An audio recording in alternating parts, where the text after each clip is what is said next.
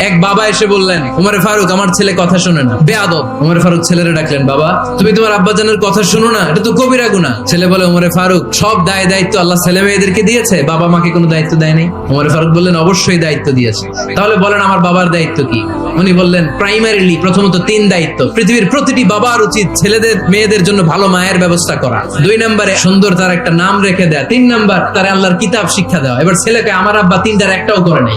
এবার ওমরে ফারুক রেগে গেলেন, বাবার কাঁধে ধরলেন। ছেলে বলে, আমিরুল মুমিনিন, আমার মা নর্তকী, আমার মা মাজুসি, আমার মায়ের মধ্যে কোনো আদব কাদব নাই, সুন্দরী দেখে আমার মা রে বাবা বিয়ে করছে, আমার মায়ের কাছ থেকে জীবনে কিছু শিখি নাই। 2 নাম্বার সাম্মানি খানফাসা, আমার বাবা আমার নাম রেখেছে চামচিকা। ওয়ালাম ইউআল্লিমনি হারফাম মিন কিতাবিল্লাহ, আমিরুল মুমিনিন, শুধু তাই না, আল্লাহর কোরআনের একটা অক্ষর আমার বাবা কোনোদিন আমারে শিক্ষা দেয় না। ওমর ফারুক রেগে গেলেন, এবার বাপের কান্দে ধইরা মারতে শুরু করলেন, তুই পোলার নামে